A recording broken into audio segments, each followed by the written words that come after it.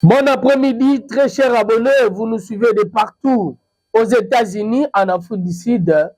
en Angola, nous avons plusieurs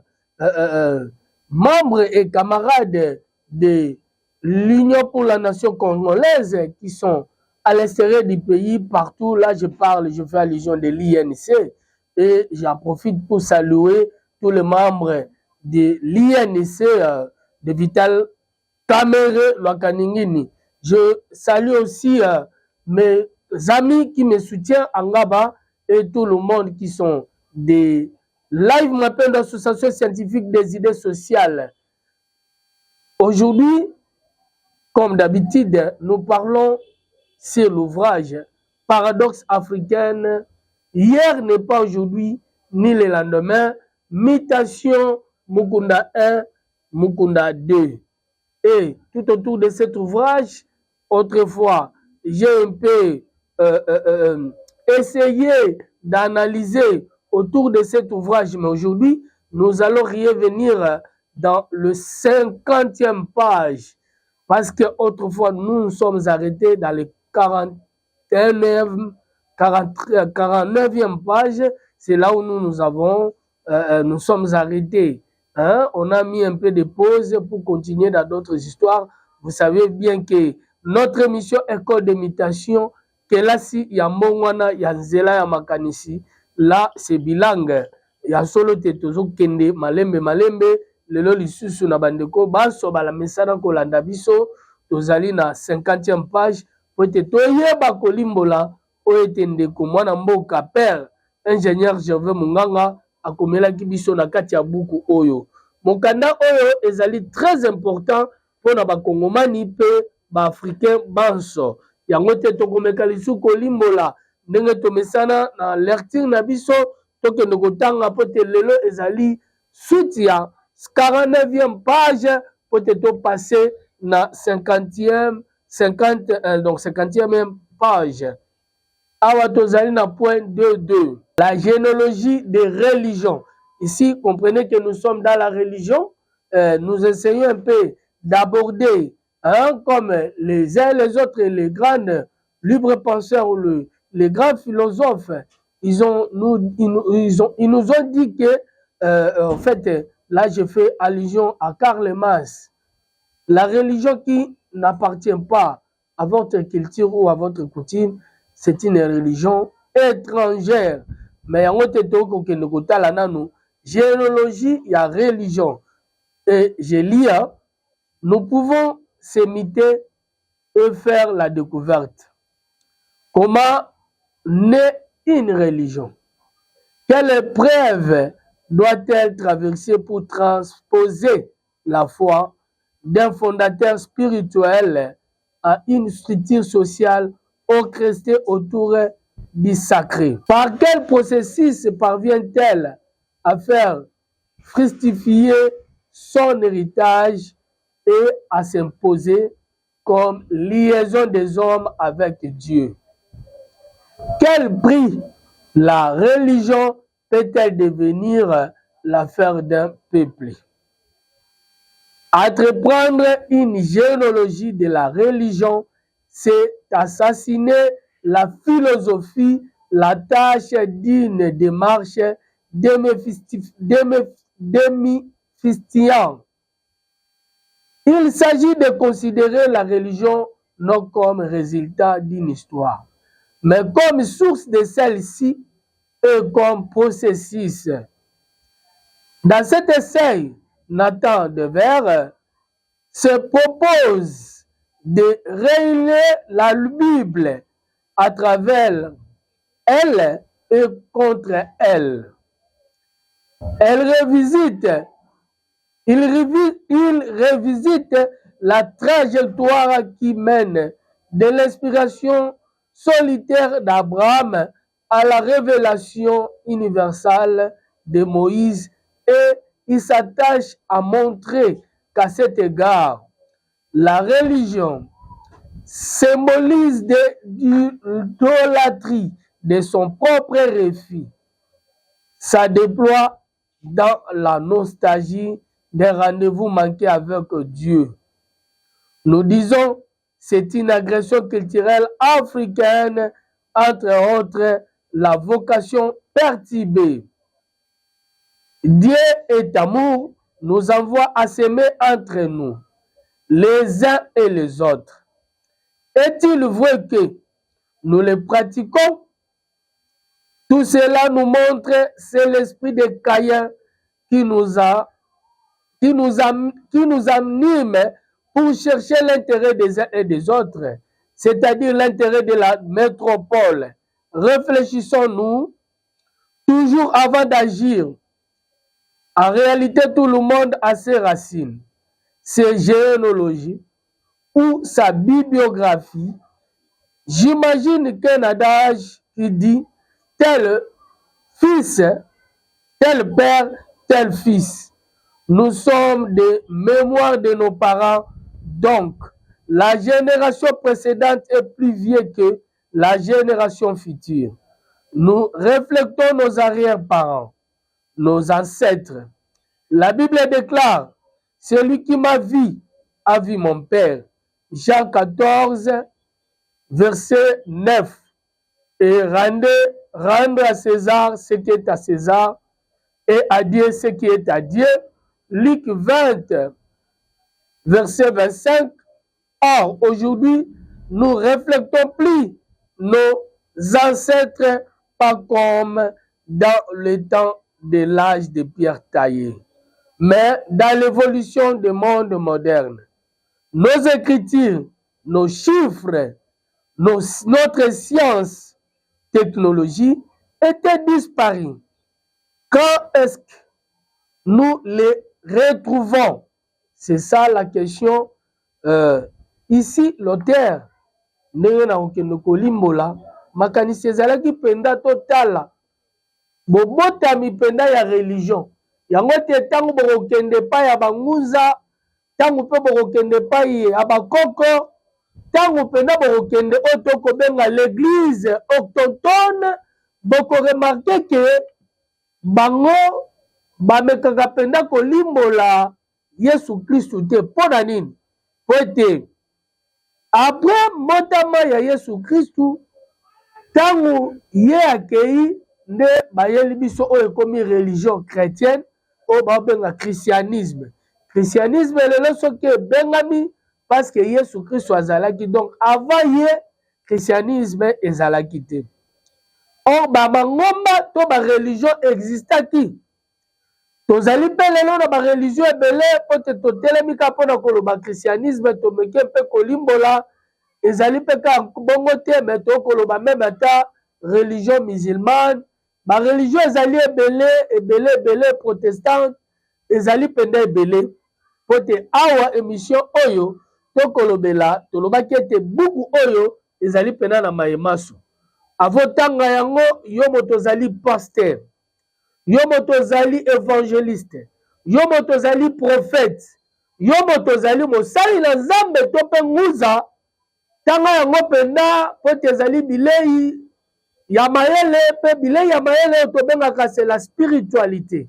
Tanga yango mpenza na bokebi nyonso mpe il faut ete osenga Nzambe akamba yo po te comprendre oyo ezali fondement na kati ya buku oyo oyo tokobenga mutation.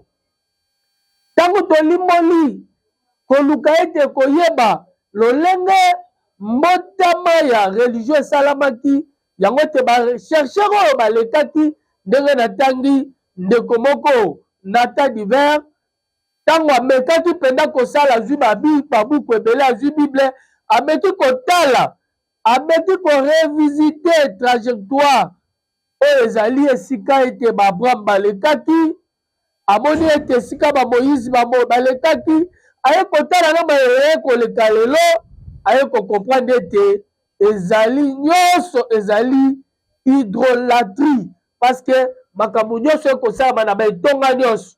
Okoyoka kokende kuna na catholique babi te bango basambelaka bikeko, mokozonga kuna na bareligion oyo ya biso oyo tokobenga bangomba ya bolamuki nga na benga yango bongo, yango te église de réveil. Okokuta bango mpe ntango basalaka bamakambo na bango bie baaktivité na bango bakolata bilongo ya bapaster na bango. Mais tant que olati déjà ekeko olati elongi ya pasteur okotambola na yango tala lelo kisasa mobimba partout bokomona moto nyonso akolata bapere spirituel na bango na bilongi yango eza idolatri te yango te ntango ndeko atali biloko wana yabi te oyo ezali mpenza symbiose donc sangisa ya idolatri na kati ya makambo oyo ya nzambe yango alobi ete soki tolandi makambo wana nyonso na kati ya olande etonga oyo tokobunga nzela nzambe tokomona nzambe te po te tokoyeba nzambe te okomona moto azali l'église de réveil akobundisa moto ya katolike oyo ya katolike akobundisa ya réveil okelela musulman bango na bango bitumba okende mpena finalement tozali wapi po te atokolobela nde bana na nzambe nakolobela bana ya nzambe comme kalaga na monoko ya mboka na biso na kileka babengango kikunga ye nde azali nzambe le dieu suprême yango alobi ete soki olandeli yango mingi ezali mpenza agression culturelle ya africain yango boye ete africain abungaki kosambela oyo bakoko na biso bande kosambela balakisi biso babe eza lokuta oke soki okei na kati ya betongo okomona bato baza kosala bapriere ya badéclaration nazangi na yo azokoganga me bakoko na biso mpe bazalaki bongo soki amoni eloko te akosaka yango ezaka akosaka te ndenge bango basalaka badéclaration wana déclaration a français me kosaka oyo asali ngai boye oyo alobi boye mpo na bana na ngai mpo na libota na ngai ezali ka eloko moko me lokola désorientation psychologique et mentale est enfoui dans nos têtes yango te nyonso ya biso ekoma mabe nyonso oyo ya bokoko ekoma mabe nyonso oyo ya biso ya Afrika mpe ya Congo ekoma mabe yango te ndeko alobi ete ezali agression mais ngai ntango natangi buku na comprendre que ezali c'est une agression culturelle des Africains po ete ntango nazoki natangi Karl Marx alobi la religion qui ne vous appartient pas ça tire pas la source dans votre culture ça tire pas la source dans votre coutume c'est une religion étrangère yango te okomona toza na mabungu ebele yango omona Kongo ekobonga te ekobonga ndenge nini po te balobi tel père tel fils est-ce que nga na yo tokoreflete batata na biso lolenge bokomona nga nakoreflete batata na biso lolenge naali awa nakoreflete kimbilikiti wana na baleka nde bayebi eloko wana ntango nakoloba bongo nakoreflete mwami kalinde nakoreflete mwami lusumba nakoreflete fumu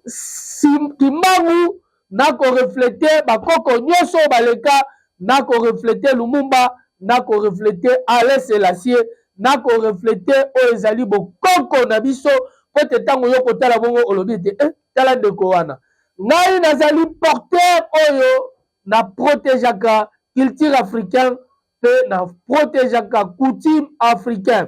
yango te ntango nakoloba boye lokola moko ya roi oyo ete ya bacentre wena nakomona bango nakomona lokola mokonzi moko avandi na kati na trone na ye mpo na koyebisa oyo ezali etuluku na biso ya mokili ya afrika to ya congo po ete toyeba tozala na kobunga te po te na buku oyo namonaki ete tobungaki mingi yango te nalobaki tokoluka ete tozonga ndenge te kono Mobutu Sese Seko Kukuwendu wazabanga alobaki retour à l'authenticité place wana natiaka mpe accent nasatuaka yango mpo na koloba pas comme à l'âge de pierre taillé lokola te ntango wana makambo ezalaki mutu moto azalaki kotambo mpe motaka donc atie kaka mwa matiti te na monde ya évolution totali oyo baninga baza nango biso mpe totali oyo ya biso non pas to abandonné lokola to abandonna lelo ezali kaka tokosala melimelo et ce sont des copier-coller okokende na betonga nyonso makambo akosala nde oyo bango batire na kati ya babuku nde oyo batire ndenge bandeko ya ngwele basalaka mais oyo ya biso moko tokosala te wana je fais allusion lokola l'église autochtone oyo RDC esalaka okokende okuta omona molimo ekopumbwa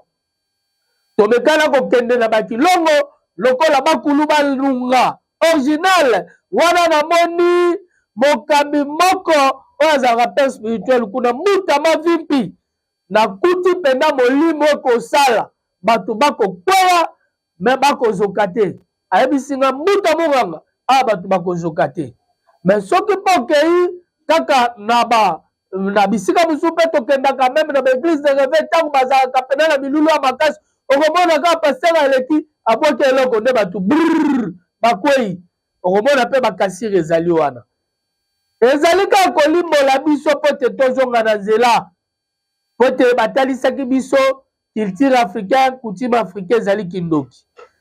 eza kindoki te moto akolaka na makanisi na ye makanisi na eza culture na ye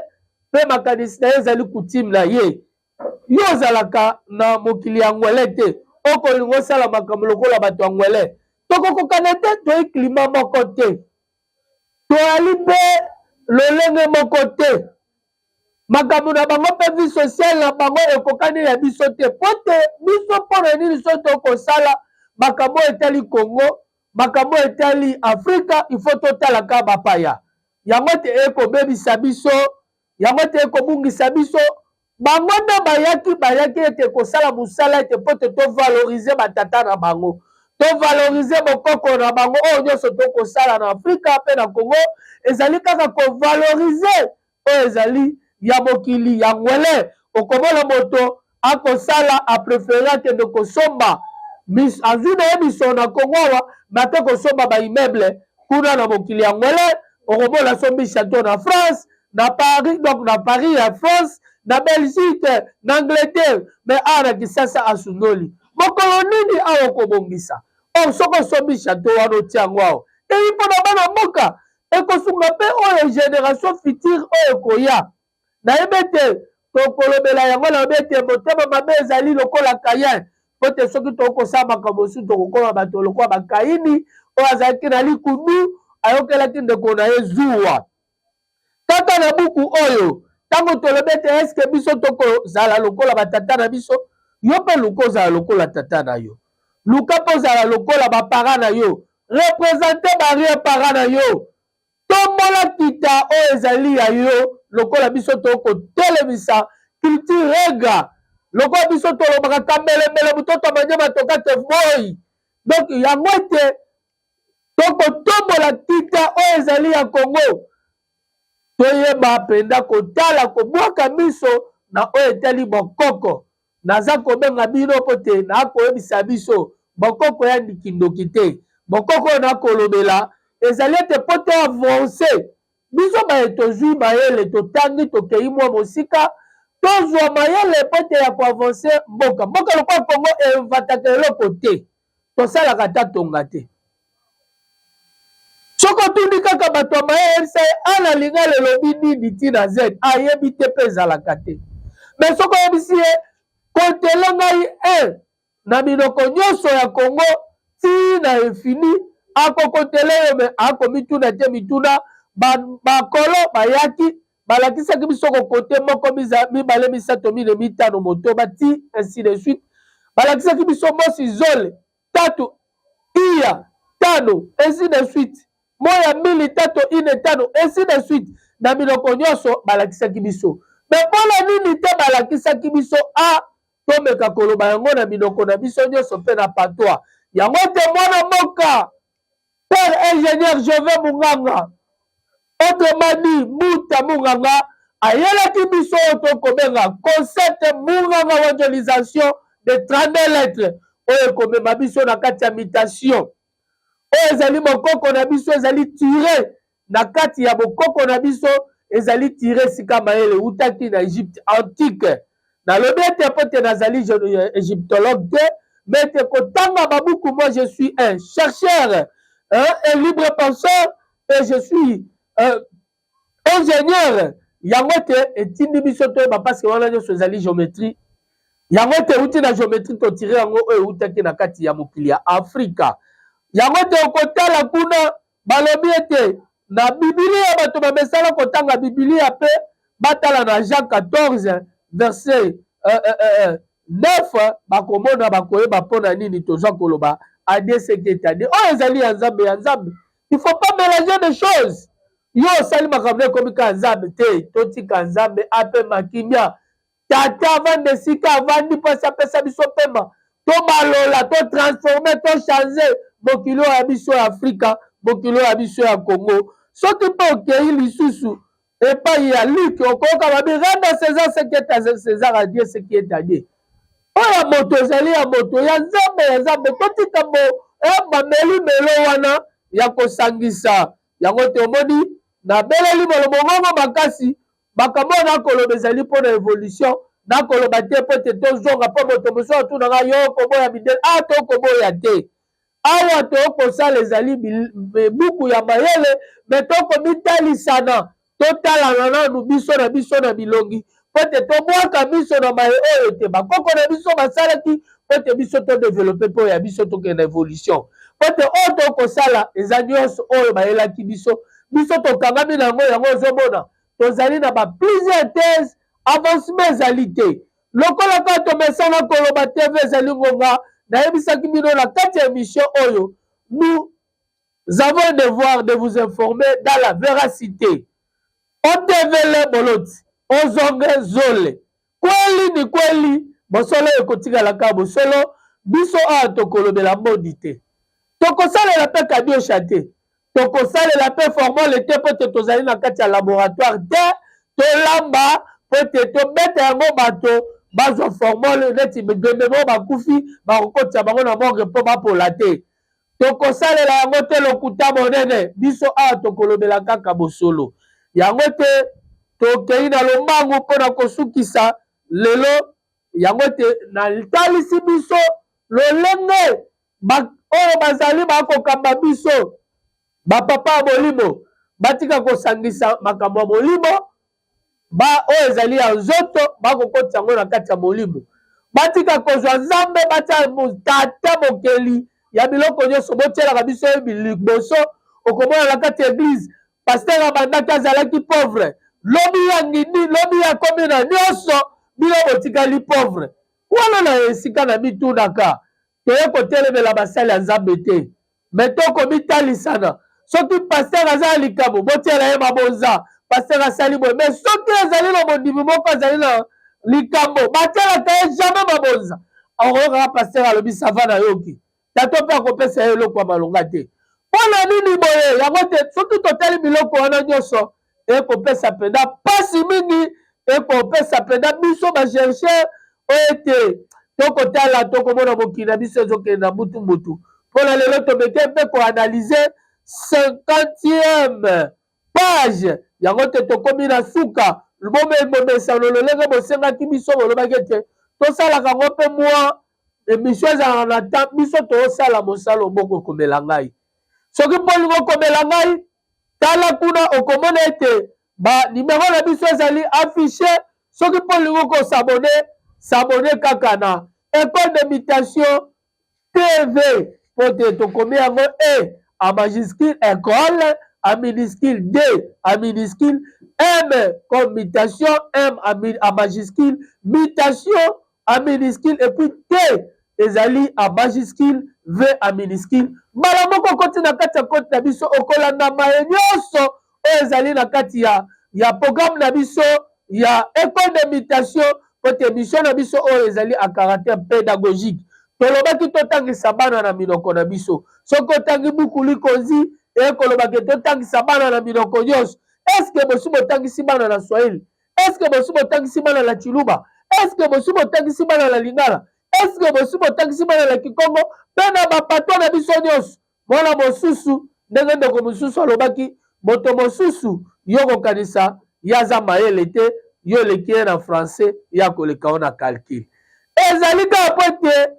oyeba ezali désorientation psychologique et mentale monoko ya yo te ekokolisa mpe yo te yango moye tokola eza te nyonso tokosalela ya batata ya bapaya nyonso tokosalela ezali kovalorize bango elobi ete eteke tolobi ete tokopartage tozali na monde ya mondialisation tozali na monde ya évolution moto evoluaka na makambo na ye biso mpe tosala toevolue na makambo na biso yango moni te topesaki buku ya mayele na moto nyonso mpe tokabolaka yango via PDF. Soki mpo ozali na posa nango benga ngai nakokabolela yo. Namoni ete tokomi na suka, namoni ingénieur Tingi Bobo Mesano ye na nzela masini ye nabengaka ye héros dans l'ombre na bosani pete Chanceline Thierry nzambe ya bamama po te ye soko olingi omona ye nde nzambe ya bamama nyonso azali mpena kilo ye soko olingi omona ye obengi mpe biso po te asalaka makambo nyonso.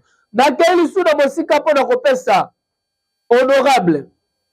docteur professeur Vital Kamerhe Lwaka Ningini Kingi po te azali moto na kimia le pacificateur ye mpena alingaka kimia mpo na Congo. Napesi mpe bandeko baso balandaka ngai mbote na biso po te tokomi na suka na kozala indifférent te. Napesi mpe chef de l'État Félix Antoine Tshisekedi Tshilombo Fati Beto napesi ye mpe mbote bandeko nyonso. Bye bye, ciao.